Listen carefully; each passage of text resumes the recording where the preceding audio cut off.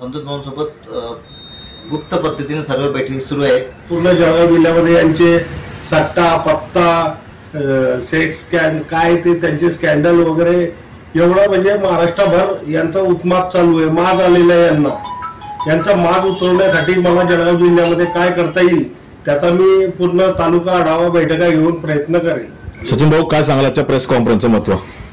आजच्या प्रेस कॉन्फरन्समध्ये दिनांक 23/7 रोजी राष्ट्रवादी काँग्रेस शरद पवार साहेब पक्षाचे नवनियुक्त प्रदेशाध्यक्ष शशिकांत शिंदे साहेब आणि सरचिटणीस रोहितदादा पवार, ओबीसी विभागाचे प्रदेश अध्यक्ष राजा राजपूरकर यांच्या पुणे येथे मीटिंग झाली। त्यामध्ये म्हणजे मला तिथं जळगाव जिल्हा ओबीसी विभाग जिल्हाध्यक्षपदी मला वर्णी लावण्यात आली आणि पुढील जळगाव जिल्ह्यामध्ये पुढे मीटिंगा वगैरे करून भावीच्या वेगवेगळ्या बैठका भरून पुढच्या कार्यकारिणीस मला शुभेच्छा दिल्या। हो, अचानक हे पदाचा तुम्हाला फोन आला भाऊ संतोष भाऊंच्या माध्यमातून, काय फिलिंग्स त्यावेळेस, काय अपेक्षा होती का तुम्हाला पद मिळालं? असं मला अपेक्षा काहीच नव्हती, पण जसा संतोष भाऊ, राजेंद्र चौधरी, प्रमोद बापू पाटील जिल्हाध्यक्ष यांनी मला फोन करून सांगितले की तुम्हाला जिल्हाध्यक्ष पदासाठी नियुक्त करण्यात आम्ही एक शिफारस म्हणजे सांगितलंय, तर तुम्ही पुण्याला जाऊन ते पद घ्या। तेव्हा मला एकदम अचानक धक्का बसला की एवढं मोठं पद मला पेलवेल का। त्यावेळेस आमचे आमदार संतोष भाऊ चौधरी या हमेशा आमच्या पाठीमागे उभे राहतात आणि आम्हाला पाठबळ देतात। त्यांच्या पाठबळामुळे मी हे जबाबदारी घेण्यास तयार झालो। पुढचं आता काम कसं असेल भाऊ? आता पुढचं काम असं की जळगाव मध्ये विविध तालुका स्तरीय बैठका वगैरे घेऊन विविध चर्चा करून पुढील कार्यकारिणीस सुरुवात करणार आहे। निवडणुका पाहता कसं नियोजन असेल?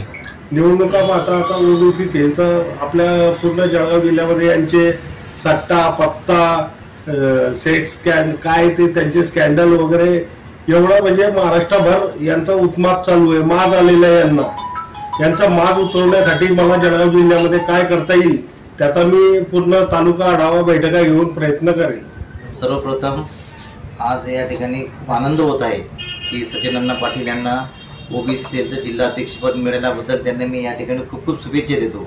आणि आमचे नेते माजी आमदार संतोष भाऊ चौधरी यांचं त्यांना हमेशा पाठबळ राहीलच आणि शरदचंद्रजी पवार साहेब यांच्या पक्षाला बळकट करण्यासाठी आणि ओबीसी समाजाला न्याय देण्यासाठी यांना जे जिल्हाध्यक्षपद मिळालेले आहे त्यात आम्ही सदैव त्यांच्या पाठीशी राहू आणि त्यांच्या प्रत्येक कामात त्यांना आम्ही मदत करत राहू। एकंदरीत पाहिलं संपूर्ण ठिकाणी इतर पक्षामध्ये चांगले गाठी मांडण्या चालू आहेत निवडणुकीच्या, काही आपल्याकडनं सुद्धा ठिकाणी संतोष भाऊ सोबत काय बैठकी झालेल्या आहेत का होणार आहेत का?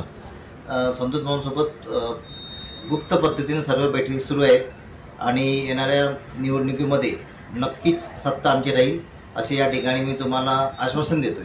आज हमारे सचिन भाऊ पाटिल अन्ना जो जिनको हम बोलते उनको आज ओबीसी सेल के जिलाध्यक्ष दिया है, इसके लिए हमारी पार्टी की तरफ से संतोष भाऊ की तरफ से और राष्ट्रवादी शरदचंद्र पवार की तरफ से मन्ना को मुबारकबाद देते हैं। आज राष्ट्रवादी शरदचंद्रजी पवार गटातर्फे आमचे मोठे बंधू सचिन भाऊ पाटील यांना जिल्हाध्यक्ष ओबीसीचं पद देण्यात आलं आहे आणि संतोष भाऊंच्या विश्वासू असलेले आमचे सचिन भाऊ पाटील यांना आज ही जबाबदारी दिली आहे आणि आम्हाला नक्कीच खात्री आहे की सचिन अण्णा हे पद खूप चांगल्या रीतीने भूषवतील आणि ज्या सुविधांनी ओबीसी समाज वंचित आहे त्या सुविधांचा पाठपुरावा करून ते सगळ्या समाजासाठी व आपल्या संतोष भाऊंचं नाव कुठेही खाली न जाऊ देता ते पूर्णपणे प्रयत्न करतील अशी आम्ही त्यांच्यावर खात्री ठेवतो व त्यांना शुभेच्छा देतो। धन्यवाद। नमस्कार। सर्वात आधी सचिन भाऊंना ओबीसी सेलचे जिल्हाध्यक्षपदाचं विभागाचं जिल्हाध्यक्षपद भेटलंय, त्यानिमित्त त्यांना हार्दिक शुभेच्छा देतो आणि विश्वास आहे की सचिन भाऊ संतोष भाऊंच्या मार्गदर्शनाखाली जसे आम्ही सगळं मिळून कामं करतात त्याच पद्धतीने सचिन भाऊ पण जनतेची सेवा करतील, ओबीसी सेलसाठी चांगलं कामं करतील विभागामध्ये. आणखी मला हेच विश्वास आहे की सचिन भाऊंना हे पद भेटलंय, चांगल्या माणसाला भेटलंय, का कर्तव्यदक्ष माणसाला भेटलेलं आहे, तर यासाठी त्यांना शुभेच्छा देतो.